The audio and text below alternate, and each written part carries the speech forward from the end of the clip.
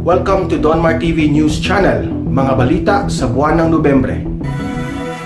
Lenny versus, Lenny versus AFP. Ay, kalurky yan, guys. Yung sa Lenny versus AFP, ganito sabi.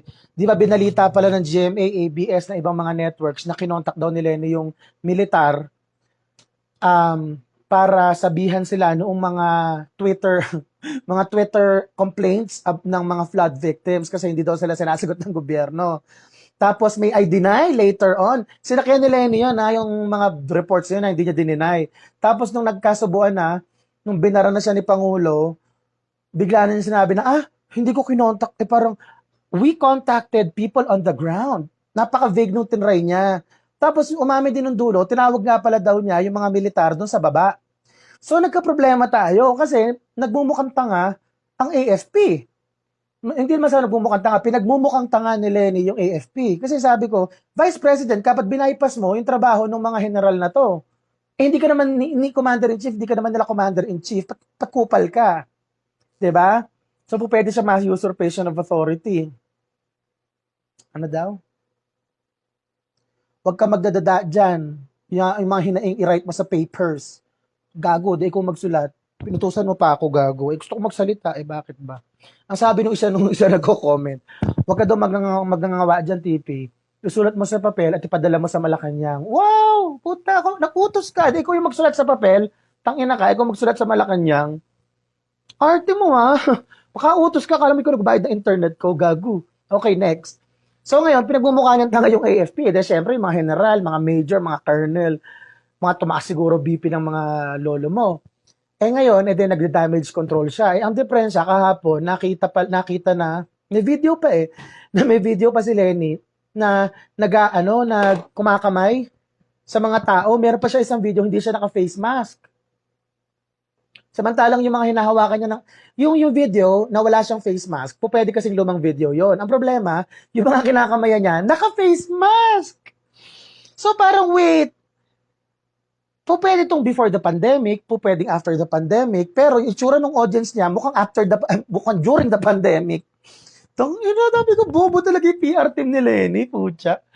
Lenny, paano ko maniniwala na kaya mong i-handle yung gobyerno? Sarili mo lang PR, hindi mo maitama, Ning. Kalerky.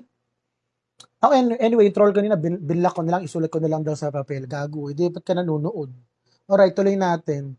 So ngayon, damage control si Lenny. Kasi imagine ninyo, halimbawa, ini-imagine ko talaga to. Wait, hindi ko Yossi. Kasi imagine ninyo, paano pag naging presidente yan?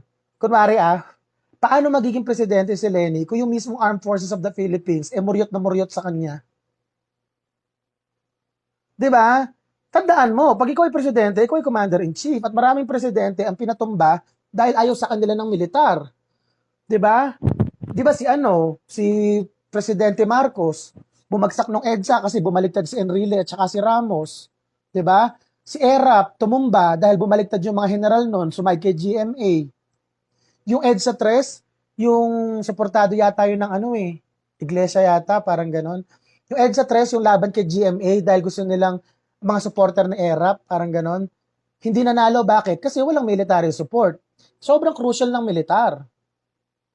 Kahit nga yung Hayat 10 huwag na natin masyadong mahaba yung kwento. Pero ang point, kailangan mo ng suporta ng militar. Lintec, paano ka magiging commander-in-chief kung ayaw magpa-command sa'yo ng mga tao? Hala, may problema tayo dyan. Binastos mo bago ka pa maupo. Binastos mo. Sa palagay mo ba, yung mga top tier at yung parang top level at saka second level at saka third level na yung third income, yung top 3 tiers ng mga officers ng AFP, hindi nabastusan kay Lenny? Malamang nabastusan. Sino kautusan kami? Diba?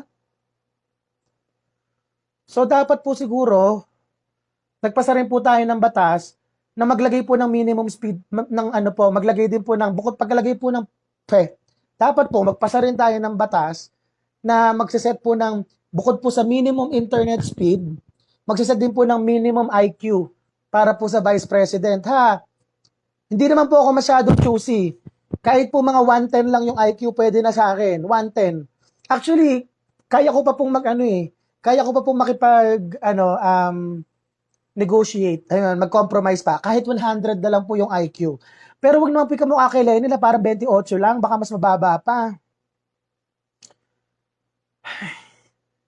Lenny, alam ko matanda ka na, mahirap nang pataasin yung IQ mo, pero hindi ba po pwede mag-glutafos ka man lang o kumain ka man lang ng mani?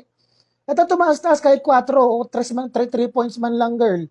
Dapat, bakla, dapat po isa-set yung minimum IQ. My God, I hate drugs. Diyos ko. Tuloy natin. O ngayon, eto na, Metro Manila Subway daw.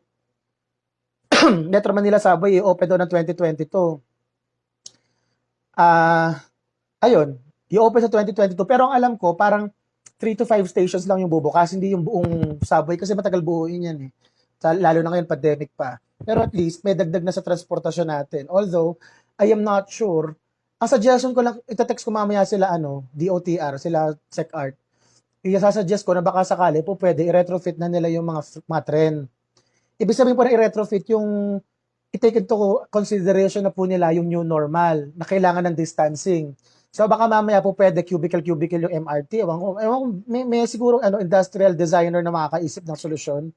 Pero hindi na po kasi po pwede yung traditional na layout ng mga light rail. Yung tabi-tabi, yung parang jeep ang layout. Mahirap yun dahil hindi na po pwede siksikan ngayon dahil may coronavirus na eh. Oo nga, kasi guys, tutuhanan lang, dapat iset natin yung minimum IQ para sa Vice President. Kasi po, napakalungkot naman po na yung Vice President nyo, mas matalino pa yung galunggong. 'Di ba?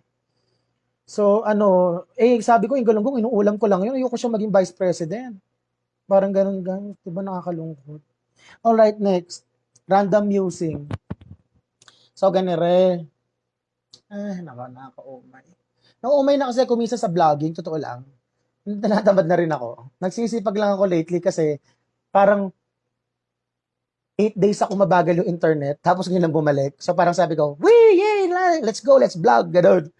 So ito, napapadalas. Kasi, excited ako. Wag kayong mag-alala, darating din yung panahon na biglang 2 weeks, 3 weeks, wala akong vlog kahit isa.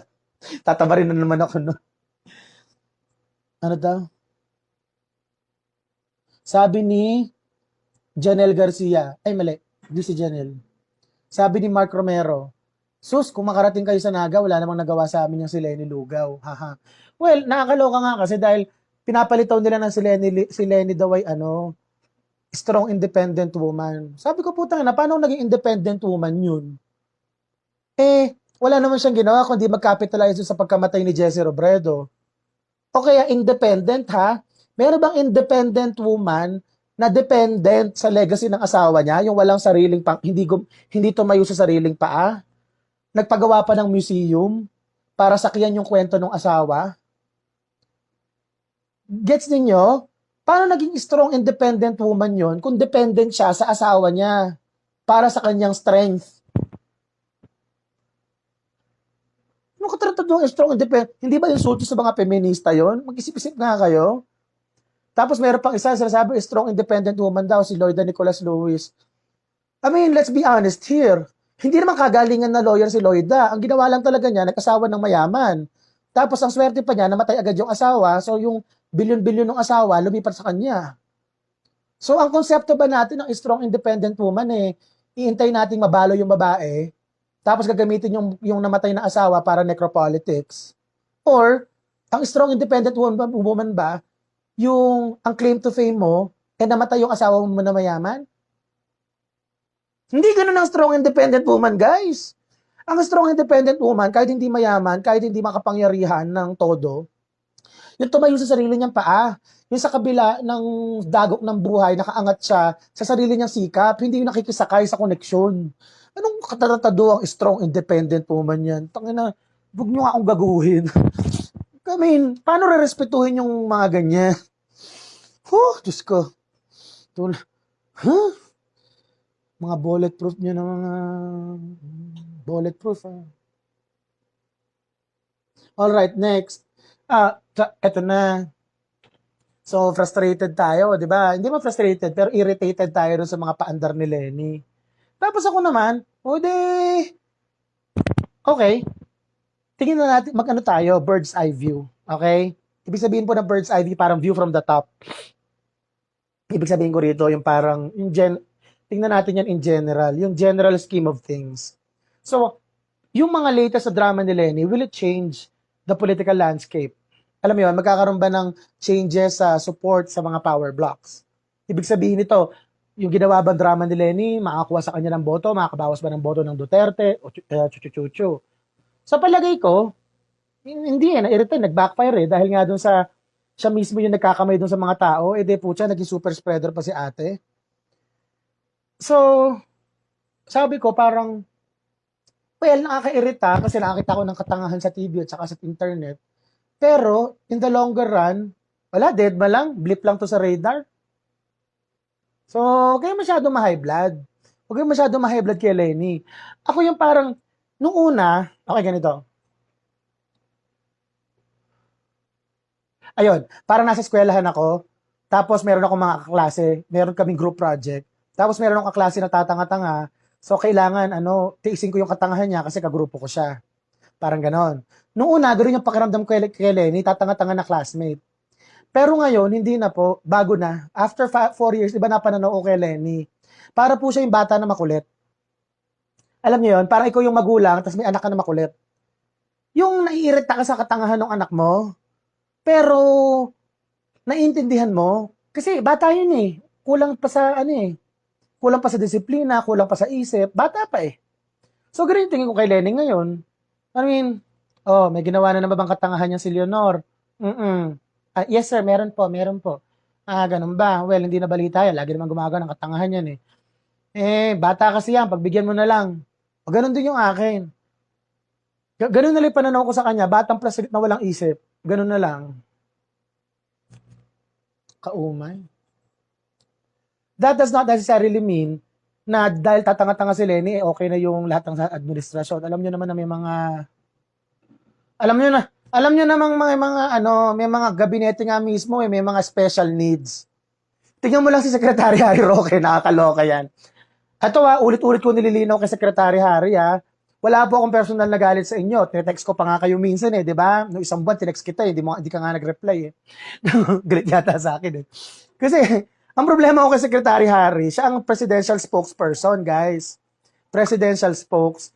So, dapat, siya yung dumidepensa sa presidente, iniiwas siya sa skandalo. Kaya lang ang problema kay Harry, apparently, ang ginagawa ni Secretary Roque, siya mismo yung gumagawa ng skandalo para sa Malacanang. Nung una, nahuli, nakikipaglangoy sa mga dolphin.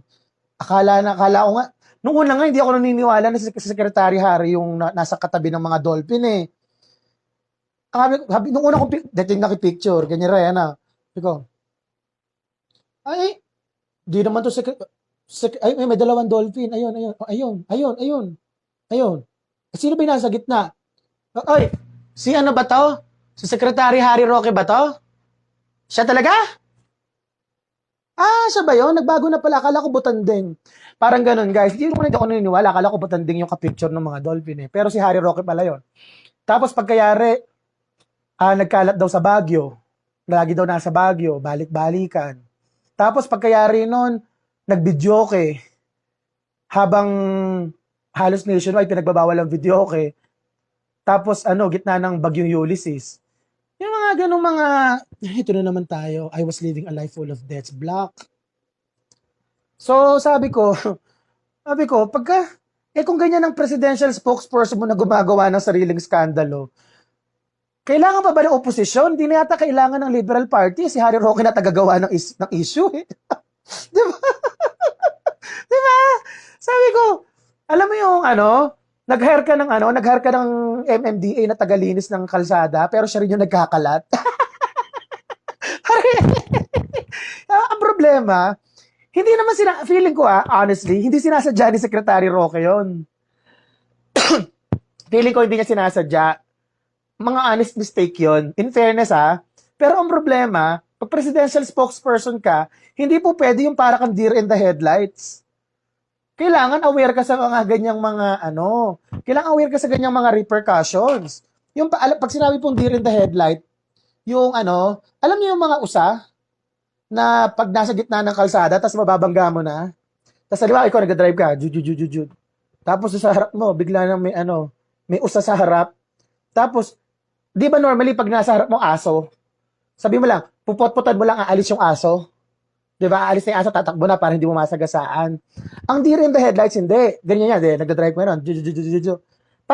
Put, nag-ano ka na, na ba tawag doon? Bumubusina ka na. Ngayon, parang beep, beep, beep. Tapos yung deer in the headlight, nakagano lang.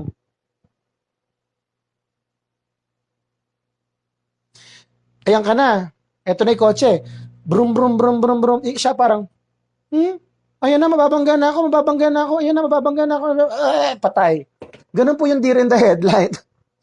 So parang ang dami po sa Malacanang at saka sa Office of the Vice President, parang ganun. Yung sasagasaan ka na parang, ayun na, ayan na, ayan na, ayan na, ayan na, ayan na, ayan na, ayan na, ayan na, patay. Ganun guys. So, pwede ba?